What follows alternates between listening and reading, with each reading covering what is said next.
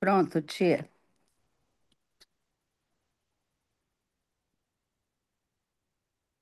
Vamos lá, então, começar o nosso estudo. Dar boa noite para todo mundo, fazer a nossa prece, para a gente aproveitar a boa vontade do Walter aí, coitado, que ele já está. Eu já estraguei um pouco da programação das 8 dele. Vamos lá fazer a nossa prece. Jesus, amigo, mais uma vez aqui estamos, rogando, Senhor, pelo teu amparo, pela tua presença, que não nos falta jamais. Permita, Senhor, que agora possamos, em sintonia contigo, abrir nossa mente, nosso coração, para mais um pouco te entender, entender o teu evangelho, a tua passagem aqui pela terra, e que assim, Senhor, possamos encontrar nele sempre a luz da nossa caminhada. Muito obrigada, que assim seja. Vamos lá então, gente. O, o Walter está aí com a gente mais uma vez, né? Nos abrilhantando aí com o seu estudo. O Walter, fica à vontade aí, nos desculpe, tá? Pelo imprevisto. Vocês estão me ouvindo bem? Estão me ouvindo? Eu estou ouvindo bem. Tá, Eu estou ouvindo bem. ótimo. Então, boa noite para todos que já estão conosco, né? A gente vai começando devagarinho, e aí, à medida que o pessoal for chegando, vai se integrando. Eu quero agradecer mais uma vez a Conceição, o convite.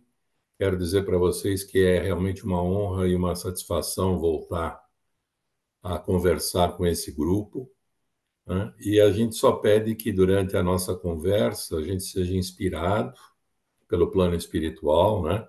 E que a gente possa transformar esse estudo em material de reflexão para que a gente possa, de alguma forma, aplicar alguns desses ensinamentos no dia a dia da gente.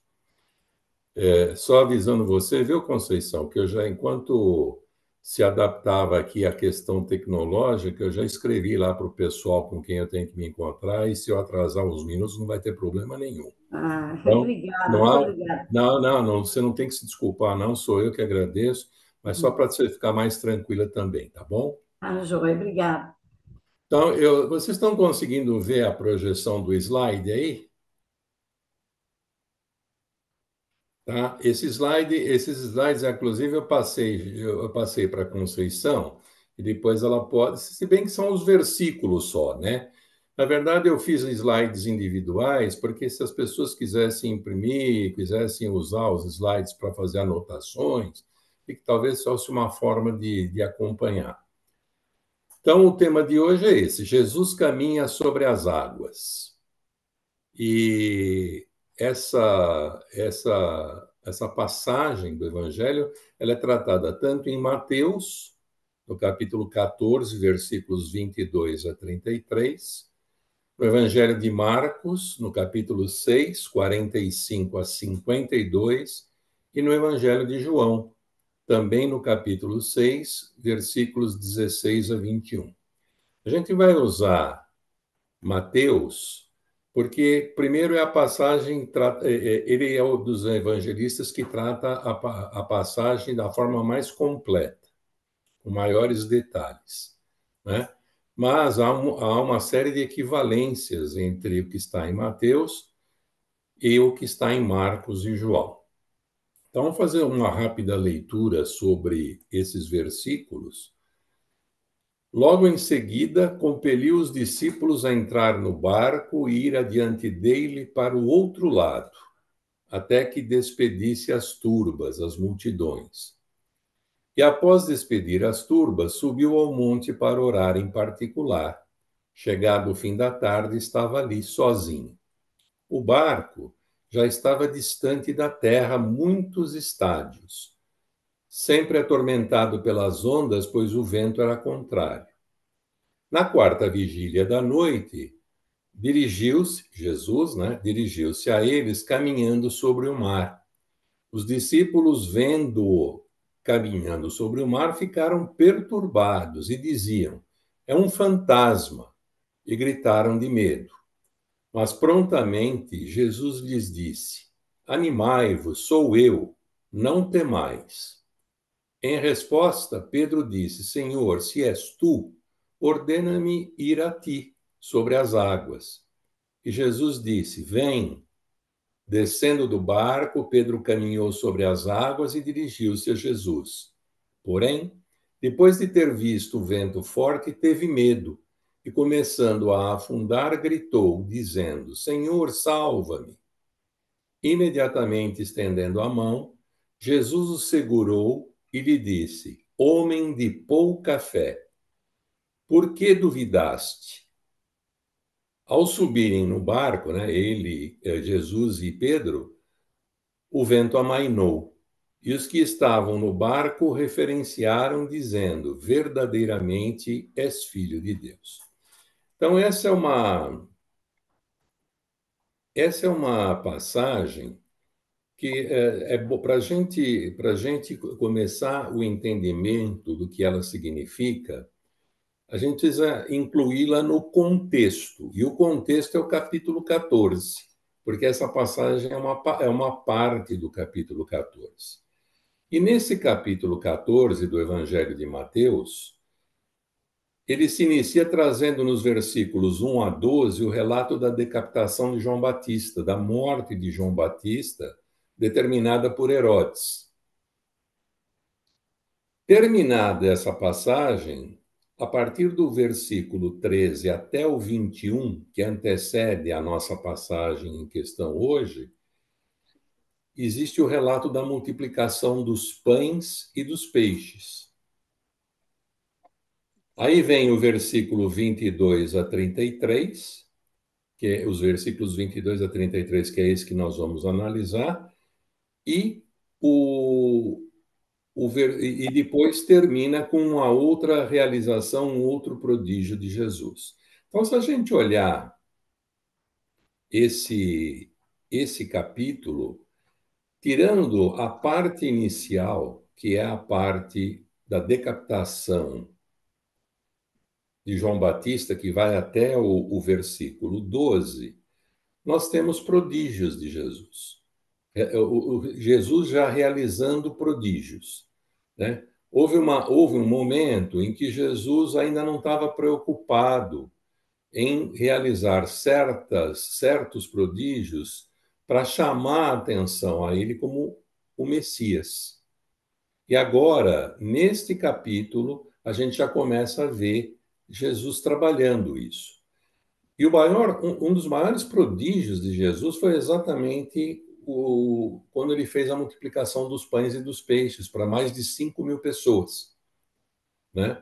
Essa cena, inclusive, aparece com muita clareza num dos capítulos do The Chosen, daquele seriado que é sobre a vida de Jesus. Então, vamos analisar dentro desse contexto,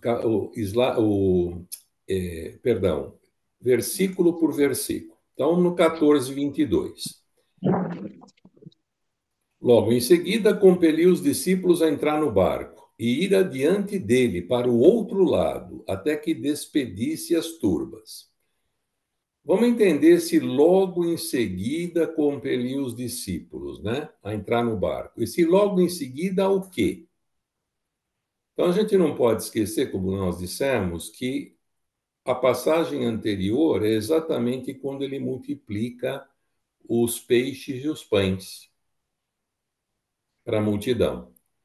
E a multidão estava extasiada com Jesus. E Jesus, percebendo aquela euforia, percebendo aquela situação, né, ele diz assim: Olha, para os discípulos, rápido, subam no barco e partam. Partam, entrem no mar da Galileia e comecem a atravessar. Vão se distanciando daqui. E aí se pergunta, bom, mas quais os motivos que levaram Jesus a forçar, a obrigar, a compelir os discípulos a embarcar? E uma das interpretações que os estudiosos dão para essa insistência de Jesus e essa certa pressa de tirar os discípulos dali, a gente vai encontrar no Evangelho de João, no capítulo 6, nos versículos 14 a 15. E lá diz assim: quando Jesus percebe os sinais entre os homens, beneficiados pelo milagre da multiplicação de pães e peixes, diziam que Jesus era verdadeiramente o profeta que havia de vir ao mundo, o profeta esperado. No versículo 15, o João relata que Jesus sabia que aquela multidão estava prestes a vir se apoderar dele, para o fazerem rei, e ele, percebendo isso, ele teve a preocupação de sair rapidamente e ir para o monte para orar. Mas antes, ele se preocupou em tirar os discípulos dali, né? Determinando que eles entrassem no barco, saíssem antes dele e atravessassem para o outro lado do Tiberíades, que é o mar da Galileia. Jesus ele não queria, naquele momento, saber das intenções políticas do povo. O povo que não conseguia compreendê-lo como um Messias sem interesses políticos. Havia interesse político. A gente sabe que uma das maiores esperanças que eram depositadas no Messias é que ele viesse como um guerreiro para combater os romanos, combater a opressão dos romanos. Jesus, percebendo isso, ele concluiu o seguinte: que se ele tivesse aceitado esse viés político como parte da sua mensagem, provavelmente ele seria perseguido como Herodes, que o teria como uma ameaça ao poder estabelecido. Então a gente não pode esquecer que essa passagem vem exatamente depois da morte de João Batista. Já havia, né, uma certa observância de Herodes em relação a Jesus e aos seus seguidores. E Jesus, como ainda tinha muito para fazer, tudo que ele não precisava fazer era provocar o poder político estabelecido, e aí se tornar um alvo para Herodes. Isso não seria aconselhável. Então, assim, Jesus ele preferiu mandar os discípulos rapidamente embora, sem ele, num primeiro momento, acalmar a multidão, que de certa forma também estava revoltada contra Herodes pela morte de João Batista, dispersar essa multidão e se recolher sozinho ao monte para suas orações. Esse era um hábito de Jesus. Jesus, quando precisava ficar calmo, tranquilo, precisava meditar, ele se retirava. Ele fazia isso sozinho, né? E essa é uma das muitas vezes em que ele adotou essa prática. Então, isso é nisso que se resume esse versículo 14, 22. Se vocês tiverem alguma questão, alguma observação, por favor, fiquem à vontade, tá? Aí vem o 14, 23 e diz assim: após despedir as turbas, subiu ao monte para orar em particular. Chegado o fim da tarde, estava ali, sozinho, né? Lá em João, capítulo, a gente volta para o Evangelho de João outra vez, no capítulo 6, versículos 22 e 23. Apesar das tentativas de Jesus em despedir a multidão, em se desfazer da multidão, o que aconteceu? Muitas pessoas passaram a noite ali, esperando que Jesus voltasse no dia seguinte. Quando eles viram Jesus se afastar, eles não dispersaram, muitos ficaram por ali. Eles também viram que na margem do Tiberíades havia um só barco, porque o barco com os discípulos já tinha partido. E que nesse barco aqui, Jesus não embarcara nele. Então, quando eles perceberam que Jesus não estava mais ali, né, eles esperaram. Esperaram até amanhã do dia seguinte. E quando não viram Jesus, o que eles resolveram fazer? Eles pegaram os barcos deles e partiram para Cafarnaum à busca de Jesus. Aí tem essa expressão, subiu ao monte para orar em particular. A gente não pode esquecer que a notícia da morte de João Batista, né, a atividade intensa dos dias que antecederam essa passagem, a incompreensão que Jesus notava sobre o caráter da sua missão, tanto pelo povo e muitas vezes pelos próprios discípulos, às vezes esgotava Jesus, né? Às vezes deixava Jesus Abalado. cabisbaixo.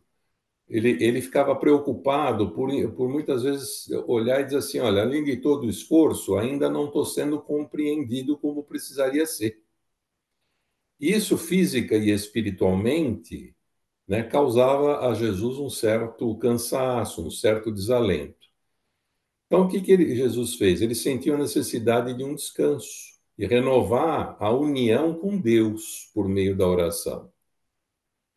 E aí, se a gente somar o monte, que é um estado de elevação, né?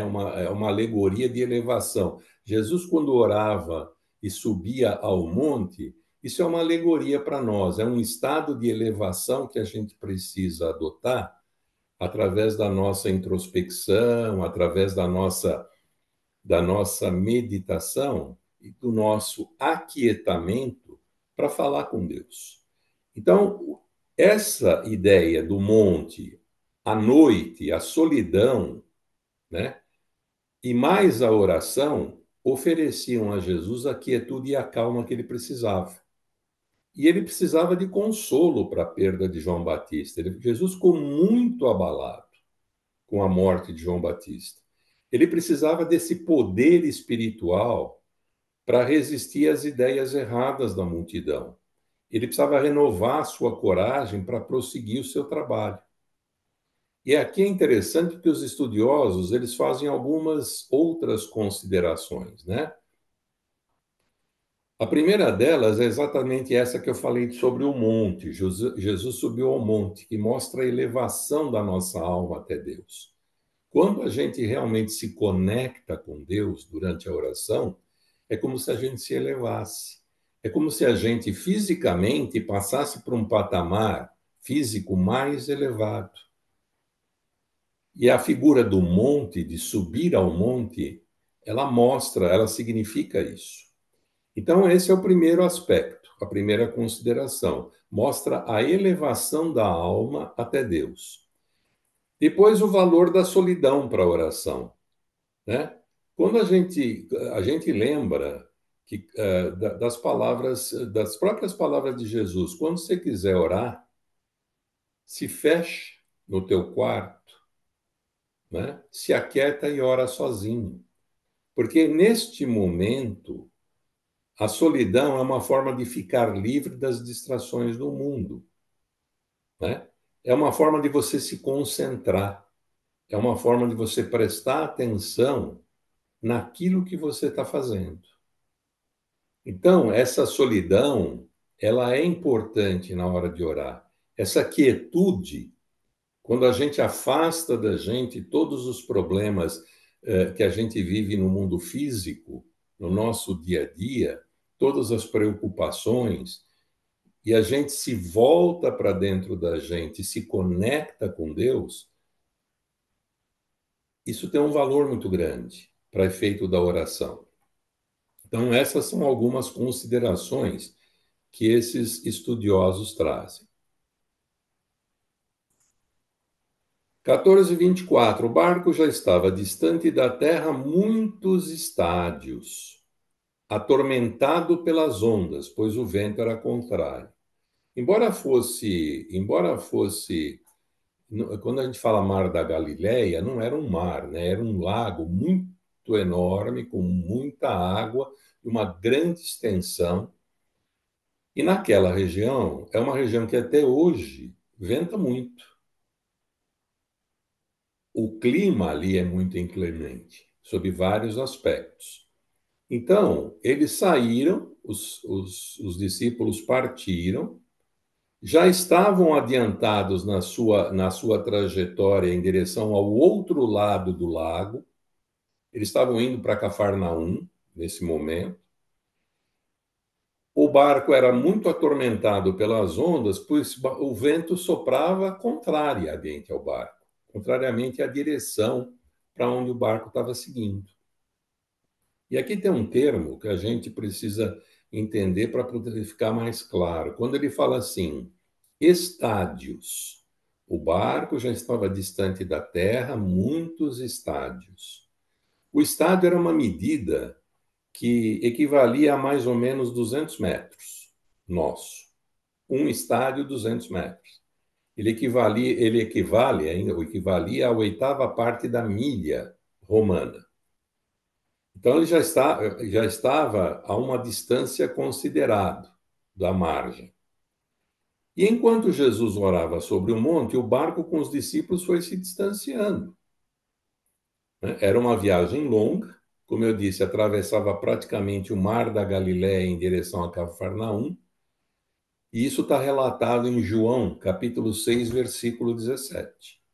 Era uma viagem longa e difícil, né? Porque além da distância, os discípulos enfrentavam ventos fortes, ventos contrários, que ameaçavam não só o barco, a estabilidade do barco, como ameaçavam a vida dos discípulos. E aí vem esse versículo que diz o seguinte, o 14, 25. Na quarta vigília da noite, dirigiu-se a eles caminhando sobre o mar. Esse é o versículo central da passagem. Então vamos entender o que é essa quarta vigília da noite. Em primeiro lugar, a noite, naquela época, para os hebreus, naquela região, era o período das 18 horas até as 6 horas da manhã. Isso era a noite. Das 6 da tarde às 6 da manhã. E essa vigília, que é dita aí no versículo, ela compreendia um período de 3 horas dentro da noite. Então, a primeira vigília correspondia ao período das 18 às 21. A segunda, das 21 às 24. A terceira vigília, das 0 hora até as 3 da manhã. E a quarta vigília, que é o caso do nosso versículo aí, era o período entre 3 e 6 horas da manhã. E foi nesse período, depois de orar, depois de se aquietar, depois de passar a noite no monte orando, que Jesus utilizou para se dirigir ao encontro dos discípulos. Caminhando sobre o mar. É interessante aqui, porque são 3 evangelistas que registram esse milagre de Jesus andando sobre as águas, né? Mateus, Marcos e João. Lucas não faz esse registro. Só a título de curiosidade, no Novo Testamento, nós temos 11 milagres, 11 prodígios de Jesus que são registrados por 3 evangelistas. Um só milagre é registrado pelos 4 evangelistas. Que milagre é esse? É justamente o da multiplicação dos pães e dos peixes. Esse é o único prodígio de Jesus que os 4 evangelistas registram. São 6 milagres registrados apenas por 2 evangelistas e 17 registrados por apenas um dos evangelistas, ora um, ora outro. Então, esse milagre de caminhar sobre as águas, ele foi registrado por 3 evangelistas. E ele tem muitas interpretações. Quando a gente vai aos estudiosos do Evangelho, existem muitas interpretações sobre esse fato, sobre esse prodígio. E essas interpretações, elas vão desde a negação, existem aqueles que negam, falam, não, isso aqui é uma figura de linguagem, Jesus não andou sobre as águas, porque é impossível andar pelas águas, porque ali eu estava falando de um homem andando sobre as águas, eu estava falando na natureza humana, e pela natureza humana não é possível andar sobre as águas. Eu vou desse extremo até o outro extremo, em que Jesus manifestou poderes especiais, inerentes à sua natureza superior, né? Trabalhando a sua corporalidade para poder exatamente andar sobre as águas.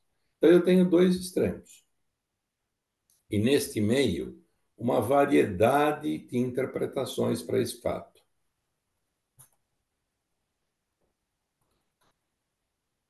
Mas, se a gente olhar no texto todo, são dois fenômenos que se destacam nesse texto que nós estamos analisando, né? Não só no versículo aqui, mas na passagem toda. Primeiro, Jesus caminhando sobre as águas. E depois, mais adiante, nós vamos ver que ele, subindo no barco, ele acalma o vento, ele acalma a ventania. São dois prodígios de Jesus, né? E com relação ao andar sobre as águas, a gente pode pensar em duas possibilidades. Jesus andou em espírito sobre as águas, enquanto o seu corpo dormia fora do barco, no local onde ele foi orar. Então, quem andava sobre a água ali não era o corpo de Jesus, mas era o espírito de Jesus. Essa é uma primeira interpretação, uma primeira hipótese. A segunda hipótese é a da levitação. Não era Jesus mesmo, mas ele estava levitando sobre a água, porque ele tinha essa capacidade como espírito puro que é. E aí a gente vai dizer assim, bom, tudo bem, mas vamos olhar a interpretação que é dada de acordo com o aprendizado espírita. Como é que o espiritismo vê essa expressão, né? Então, por exemplo, se a gente for na Gênese, só para adiantar, o Kardec ele considera viável as duas possibilidades. Jesus em espírito aparecendo sobre as águas, que é o fenômeno da aparição, e Jesus em pessoa, em corpo e em espírito, andando sobre as águas, que é o fenômeno da levitação. Então, quando a gente vai na Gênese, no capítulo 15, no item 42 da Gênese, está escrito lá assim: Jesus, embora estivesse vivo, pôde, olha o termo agora que ele usa, aparecer sobre a água, com uma forma tangível, estando em outro lugar o seu corpo. Então, na Gênese, no capítulo 15, no item 42, o fenômeno a que a Gênesis, o Kardec se refere ao fenômeno da aparição, né? Essas aparições, esses fenômenos da aparição, eles são muito semelhantes às materializações que a gente, quando estuda a obra mediúnica, a parte mediúnica da doutrina, a gente passa pelo estudo da materialização, né? Qual é a única diferença entre uma e outra? É que na aparição, a aparição ela é mais fluídica, ela é mais vaporosa, né? É como se fosse uma fumaça definida para se perceber o que é ou quem é, né? Mas não tem a consistência da materialização, da matéria mais densa, mais pesada, etc. Essa é a única diferença. A ciência, ela diz que a aparição é uma alucinação. Ó, aparição é alucinação, isso pela ciência, né? Isso é um erro, é uma ilusão, né? É uma ilusão de uma pessoa que julga ter uma percepção que realmente ela não tem. Você julga ver tal coisa, mas na verdade você não viu. Na linguagem comum, as alucinações são genericamente denominadas de fantasmas. Como lá na frente, a gente ainda vai passar pelo versículo, eles gritaram, é um fantasma. Aqueles que defendem a tese da aparição se pegam ali naquela expressão, é um fantasma, para dizer, ó, tá vendo? Era uma aparição mesmo, parecia um fantasma. Não era o corpo de Jesus. Aí a gente vai no livro dos médiuns, no capítulo 6, no item 102, né? E aí consta lá o seguinte, que as aparições se dão quando o vidente se acha em estado de vigília, no gozo da plena e inteira liberdade das suas faculdades. Quer dizer, eu estou acordado, eu estou no pleno exercício das minhas faculdades e eu vejo. Ô, Walter, pode. Parece ser esse fantasma, vamos dizer assim. Fale, Conceição. Eu vou só lembrar aqui, quando a gente vê um espírito no início do seu aflorar mediúnico, né? É como se visse uma fumaça de cigarro, aquela fumaça de Isso, cigarro que faz fazendo o contorno, falando por experiência própria. Até que você vai aprimorando a sua mediunidade, e aí a gente consegue ver os contornos como normal. Então, quando a gente vê assim, a gente já viu esse filme de Poltergeist que fizeram, né, que o pessoal faz, aquele fantasminha todo assim, é realmente é, aquele pessoal que faz esse filme já veio da espiritualidade com aquela ideia.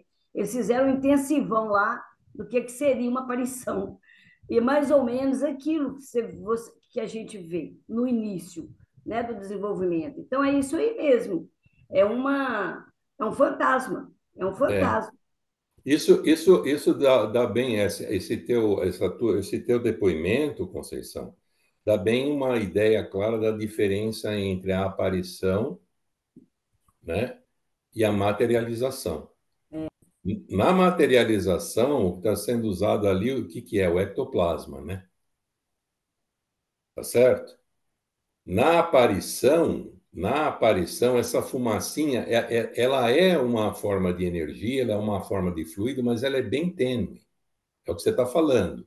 E no livro dos médiuns, nessa parte que eu estava lendo, diz assim, ó, é quase sempre uma claridade esbranquiçada, cujos contornos pouco a pouco vão se desenhando. É exatamente o que você falou, né? E ele diz mais, ele diz assim, salvo circunstâncias especiais, as partes menos acentuadas são a dos membros inferiores. Daí os espíritos que se utilizam da aparição quase nunca são vistos a andar, mas a deslizar como sombras. Isso está no livro dos médiuns. Então, essa é a primeira a possibilidade que também é considerada pelo Espiritismo. Ali havia uma aparição, né? A outra possibilidade é a da levitação ou volitação. E aí tem uma obra muito interessante que chama-se Do ABC ao Infinito, Espiritismo Experimental. E no volume 2 dessa obra, o autor é José Naufal. Ele diz o seguinte: levitação é o fenômeno pelo qual as pessoas, animais ou coisas erguem-se do solo, elevando-se no ar a pequenas ou consideráveis alturas, com eventuais deslocamentos sem evidente causa física, né? No livro dos médiuns, e a gente volta no livro dos médiuns, na segunda parte, no capítulo 4, no item 77, o Walter, Kardec. Oi. aí o Simar está com a mão levantada ali, ela pode falar? Pode, desculpe, Yosimar, eu não vi. Pode falar sim. Ah, tá. É porque eu ia falar lá atrás, mas eu vou falar. Não, não, Porque pode é muito interromper, importante. viu? Interrompe é melhor para mim, porque às vezes eu estou prestando atenção numa outra coisa e não vi você com a mãozinha ali. Desculpe. Tá, joia, então. Não, eu gostei muito quando você falou de Jesus ter ficado abalado com a morte de João Batista. Porque às vezes, e muitas das vezes, nós temos aquela ideia de que Jesus não tinha essas emoções. São emoções que são mostradas assim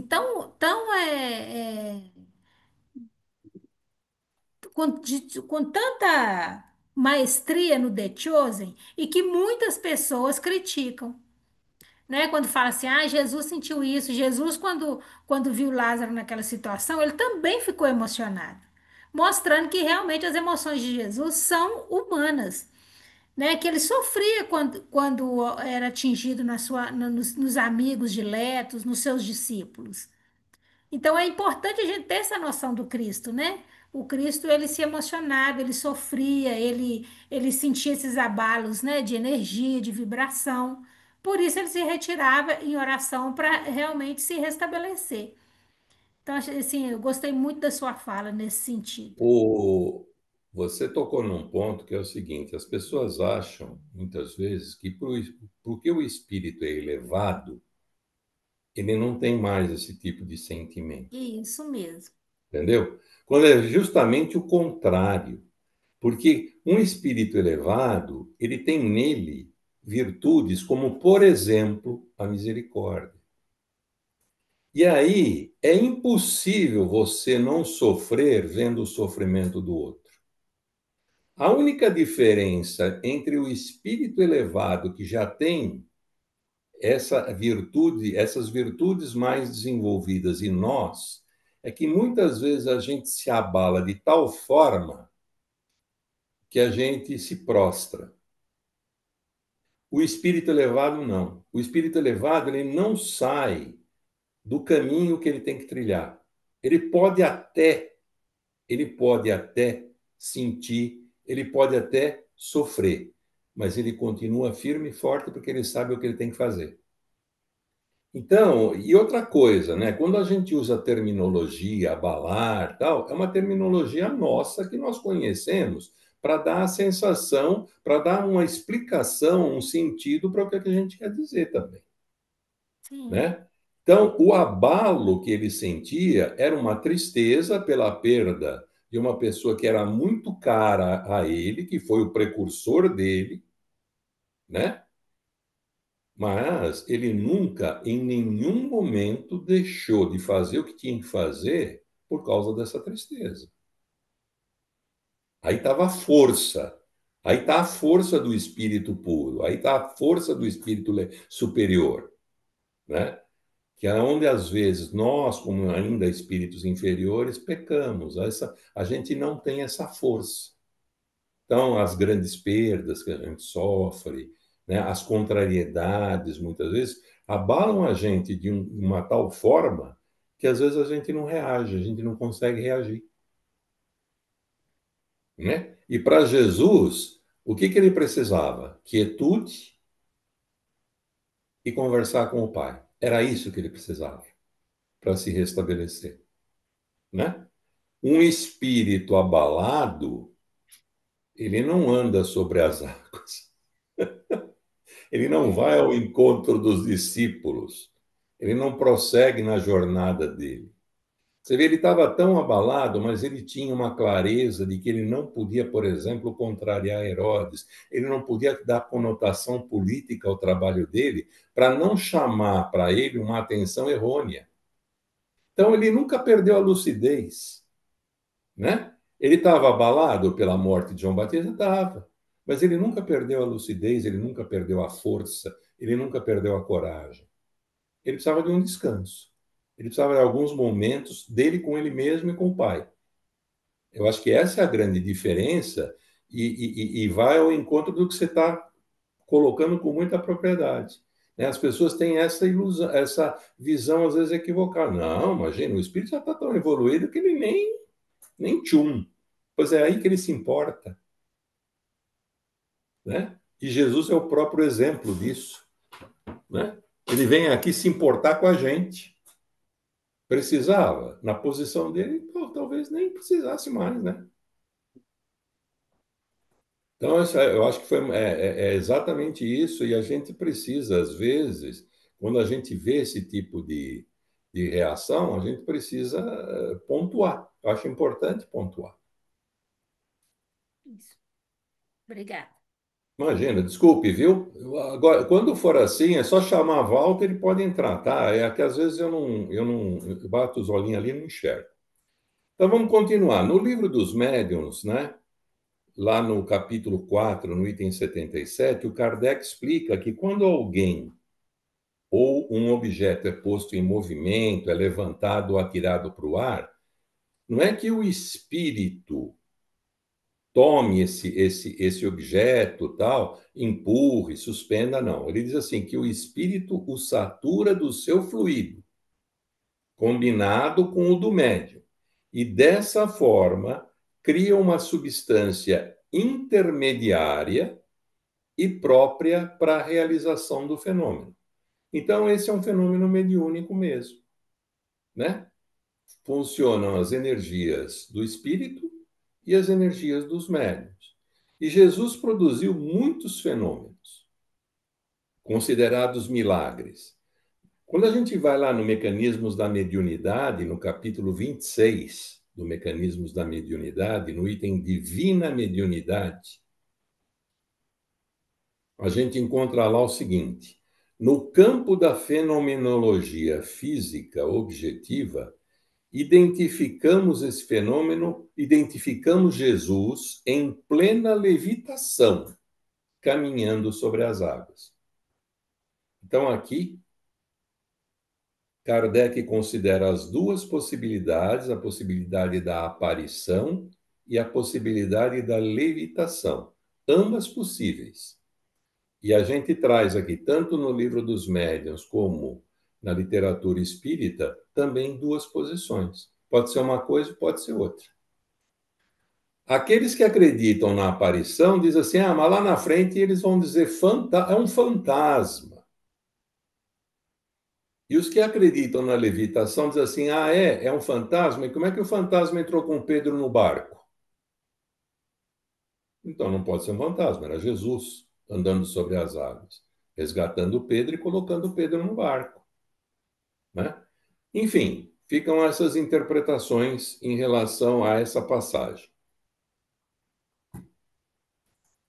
Os discípulos, vendo caminhando sobre o mar, ficaram perturbados e diziam: aí, ó, é um fantasma, e gritaram de medo, né?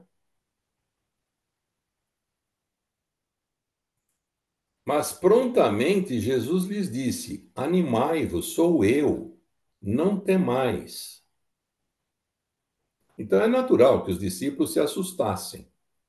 Primeiro, era noite. Segundo, ventava, né? Terceiro, Jesus tinha ficado em terra. E Jesus aparece inesperadamente e andando sobre as águas. Eles já tinham visto muitos prodígios de Jesus, mas naquele momento eles tiveram medo. E o que é o medo? O medo é o temor do desconhecido, né? Mas também é um indício de falta de fé. E aqui eu quero pontuar. Aqui é um dos versículos em que a gente precisa meditar um pouco sobre a vida da gente, sobre o nosso dia a dia, né? Quais são os nossos medos? Quais são os nossos medos? E até que ponto os nossos medos criam um obstáculo para a gente seguir em frente e fazer o que a gente tem que fazer? Até que ponto os nossos medos nos impedem de enfrentar o desconhecido? Porque a gente só evolui quando a gente enfrenta o desconhecido. Então, esse é um aspecto. E se eu associar este medo, que num ponto é bom, porque nos diz assim, ó, devagar, não seja afoito, pense antes de fazer. Mas esse medo não pode nos parar, ele não pode nos anestesiar. E associado a isso tem a falta de fé, né? Quer dizer, a gente bambeia, não é uma fé sólida para enfrentar o que eu preciso enfrentar. E isso está mostrado mais adiante, quando o próprio Pedro diz assim: bom, se é você mesmo, deixa eu ir até você. Pedro, quando fala isto, ele precisava de uma comprovação. Pedro deu uma de Tomé nessa hora. Ele precisava ver para crer, ele precisava comprovar que era Jesus mesmo, né? Então faltou ali teve o medo associado à falta de fé.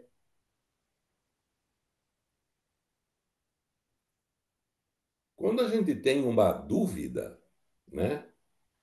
Essa dúvida ela causa dentro de nós um conflito. Vai dar certo ou não vai dar certo? Eu vou chegar ou não vou chegar? E aí tem uma passagem que está no versículo 6, no capítulo 1, versículo 6 da Epístola de Tiago, onde Tiago diz assim: porque o que duvida é semelhante à onda do mar, que é levada pelo vento e lançada de uma parte para outra. Quer dizer, aquele que duvida perde o controle de si mesmo. Aquele que duvida perde o controle da sua vida. Aquele que duvida fica ao sabor das coisas e da vida, né? Quer dizer, esse é o problema da dúvida.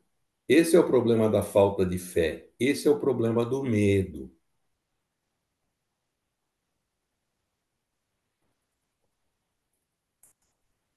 Aí vem 3 versículos que estão interligados. Em resposta, Pedro disse: Senhor, se és tu, ordena-me ir a ti sobre as águas. Aí, ele não acreditou que era Jesus, né? Ele não acreditou. Ele falou: bom, se é você mesmo e você está andando sobre as águas, então deixa eu ir até aí sobre as águas também. E Jesus diz assim: vem. Jesus não titubeou. Vem. E descendo do barco, o Pedro caminhou sobre as águas e dirigiu-se a Jesus. O que nós vemos aí nesse versículo? A fé. Lembra quando Jesus diz: olha, o dia que vocês chegarem aonde eu estou, vocês podem fazer prodígios muito maiores do que aqueles que eu faço, né? Então, naquele primeiro momento, quando Jesus fala vem, Pedro se encheu daquela fé que estava faltando e começou a andar sobre as águas também na direção de Jesus. Porém, né, vem no versículo 30, depois de ter visto o vento forte, teve medo. Aí, voltou o medo. E começando a afundar, gritou dizendo: Senhor, salva-me.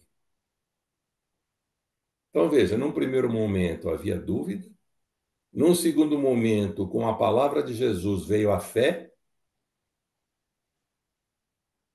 e Pedro depois começou a prestar atenção em outras coisas, né? No vento forte, por exemplo, que diz aqui no versículo. Ele se distraiu. E aí, onde estava a fé? A fé inabalável. E aí ele começa a afundar. Ele perdeu a sustentação.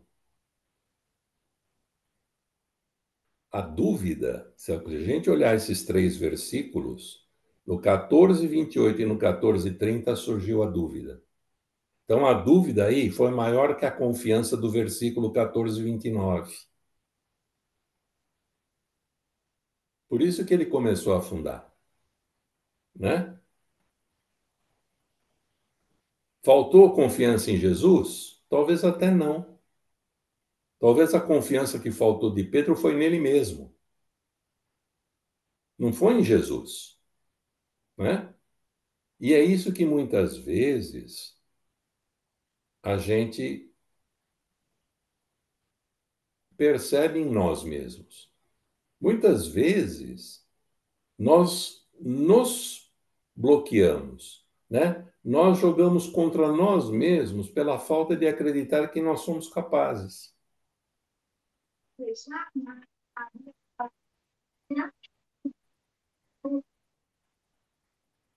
Tá picadinho, eu não consegui ouvir.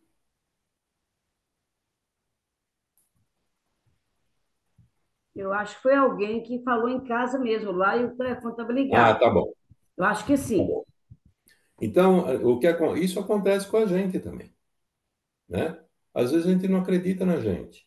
A gente não acredita que a gente é capaz. Então, por exemplo, vou falar dos espíritas. Uma vez eu estava conversando com um senhor e ele dizendo para mim, assim, que já estava na estrada há muito tempo, e dizia assim para mim: Walter, o dia que te fizerem um convite, nunca diga que você não vai aceitar ou que você não pode aceitar, porque você acha que você não é capaz. Você pode dizer qualquer coisa, mas não diga isso. Porque se o convite chega, se a prova chega, é porque você é capaz. Pode dar trabalho? Pode. Pode exigir mais de você? Pode. Mas nunca diga que você não é capaz. Nunca jogue contra si próprio. Porque quando você faz isso, como é que você pode esperar ajuda da espiritualidade para a hora mais difícil, se nem você acredita em você? Então, essa passagem aqui do Pedro mostra muito isso para nós, né? O quanto nós somos reféns dos nossos medos, das nossas dúvidas, né? E da nossa falta de autoconfiança. Isso é uma coisa para a gente refletir. E quando a gente vai no livro Fonte Viva, tem uma liçãozinha lá, 165, que chama-se Não Duvides. E lá o Emmanuel diz assim: a dúvida no plano externo pode auxiliar a experimentação, nesse ou naquele setor do progresso material. Então, no plano externo, pode ajudar. Mas a hesitação no mundo íntimo, diz o Emmanuel, é o dissolvente das nossas melhores energias, né? A hesitação no plano íntimo, no mundo íntimo, dissolve as nossas melhores energias. Quem duvida de si próprio perturba o auxílio divino em si mesmo. Quem duvida de si próprio perturba o auxílio divino em si mesmo. Ninguém pode ajudar aquele que se desajuda. Né? Essa é uma lição que está é a lição 165 do Fonte Viva. Tudo bem até aí, pessoal? Podemos ir para o final já? Ô, Walter, eu sempre falo que Jesus acredita em nós. Nós é que não acreditamos em nós mesmos, não é? É isso mesmo. Né? Se a gente não começar pela gente, né? É aquela velha história que a gente ouve no Espiritismo o tempo todo, né? Você quer mudar o outro, você tem que mudar você. Como é que você vai mudar o outro se você não se mudar? Né? Porque você muda o outro se mudando, pelo exemplo. Você não impõe nada ao outro, mas você tem que se impor a você. E aí vem a história do autoconhecimento também, né, Ilcimar? Se eu não me autoconheço, como é que eu lido comigo? A gente fala em autoconfiança, mas se eu olhar para mim e não, no espelho e não conseguir compreender quem que está ali, como é que eu vou falar em autoconfiança? Né? Então, é o que você falou mesmo. Eles estão sempre prontos para nos ajudar, mas a gente precisa querer, né? A gente precisa querer, a gente precisa trabalhar para isso. Porque toda ajuda, é aquela história, toda ajuda, ela entra na parte em que nós ainda não temos recursos para levar adiante. Ela não derroga, a ajuda espiritual, ela não derroga a lei do trabalho. Né? Todos nós temos que trabalhar pela nossa melhoria. Agora, há momentos em que, para eu evoluir, para eu trabalhar, apesar de todo o meu esforço, de todas as minhas ações, eu preciso de ajuda. Nesse momento, a ajuda vem. Mas se não for por isto, a ajuda não vem. Se eu não faço a parte inicial, que é a minha parte, como é que a ajuda vem? Então, essa é a história que nós estamos comentando aqui, do autoconhecimento, né, da autoconfiança, a gente se ajudar. A gente tem que se ajudar. Porque eles não fazem a nossa parte, eles não fazem o que a gente tem que fazer.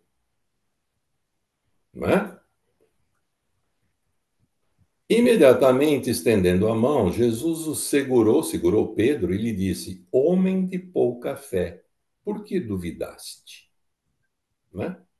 Quer dizer, é o que a Wilcimar falou. Jesus está sempre de braços abertos.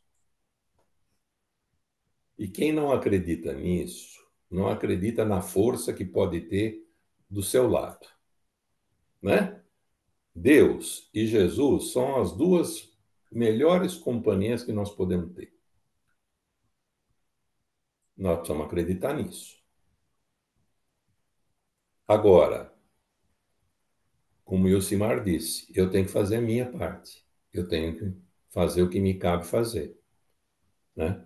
E aí tem um capítulo, é o capítulo 86, a lição 86 do Caminho, Verdade e Vida, que chama-se Jesus e os Amigos, né? E o Emmanuel diz lá o seguinte, que na localização histórica do Cristo, impressiona-nos, diz Emmanuel, a realidade de sua imensa afeição pela humanidade. Pelos homens, ele fez tudo o que era possível em termos de renúncia e dedicação. Os seus atos foram celebrados em assembleias de confraternização e de amor. Ele era amigo fiel dos necessitados que se socorriam de suas virtudes imortais. Pelas lições evangélicas, diz Emmanuel, nota-se-lhe o esforço para ser entendido em sua infinita capacidade de amar. E termina dizendo assim: a última ceia representa uma paisagem completa dessa afetividade integral. Ele lava os pés aos discípulos e ora pela felicidade de cada um. Então, o amor dele nós temos. É incondicional, né? Como é incondicional o amor divino. Agora, o que a gente precisa é caminhar na direção dele, porque senão fica difícil.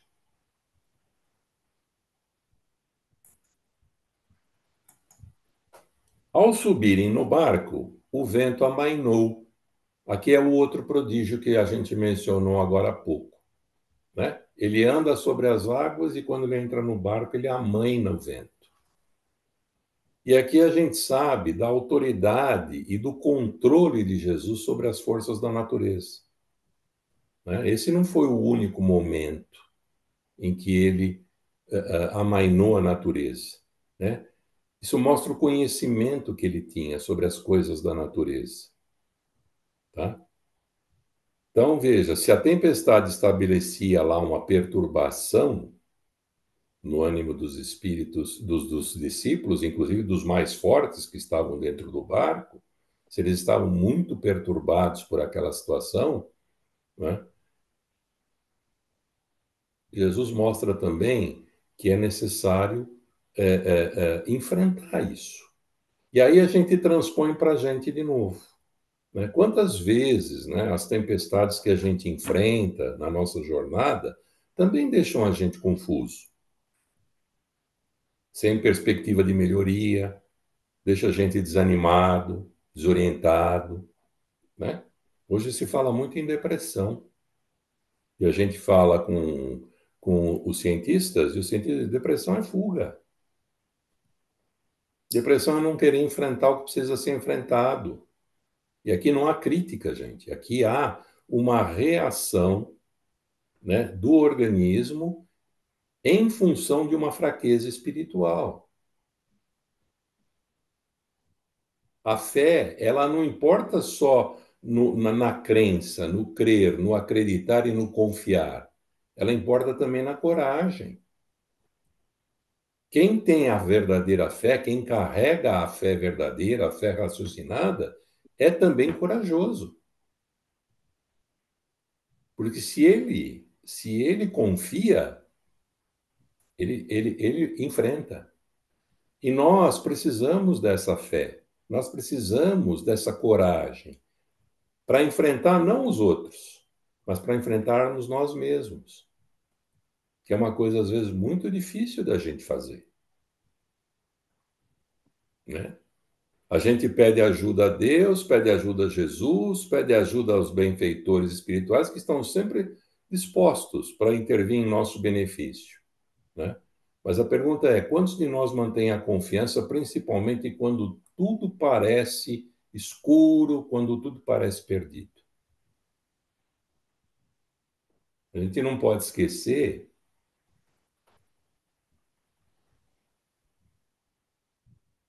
que praticar o otimismo quando está tudo bem Praticar a fé quando está tudo bem é fácil, né? Mas a fé, o teste da fé verdadeira, ele vem quando a gente enfrenta uma luta de grande proporção. Quando a gente, né, precisa aplicar esses ensinamentos. E aí tem uma outra lição do Caminho, Verdade e Vida, e agora é a lição 40, Tempo de Confiança, onde o Emmanuel diz assim: na atualidade dolorosa, inúmeros companheiros invocam a cooperação direta do Cristo.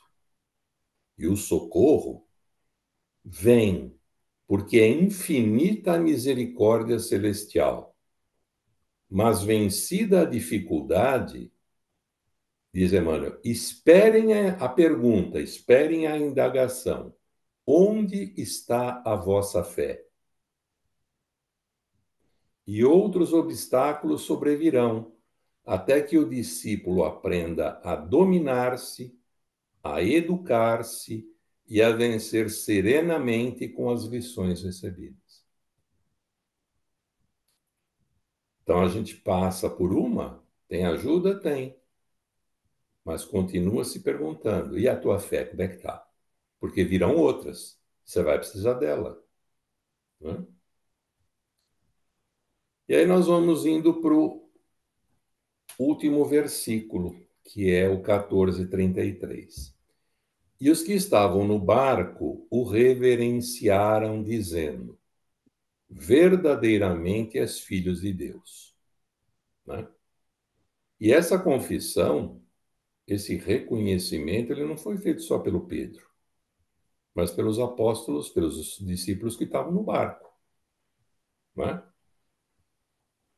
E é interessante que somente o Evangelho de Mateus é que registra essa confissão.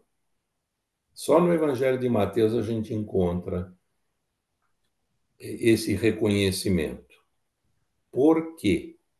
Porque nesse momento, apesar deles estarem na companhia de Jesus já por algum tempo, a eles, apóstolos, ainda não tinha sido revelada a verdadeira identidade de Jesus. Né? Que vai ser revelada ou que vai ser manifestada dentre os discípulos quando? Quando em Cesareia de Filipe, né, ele pergunta aos discípulos: quem dizem os homens ser o filho do homem?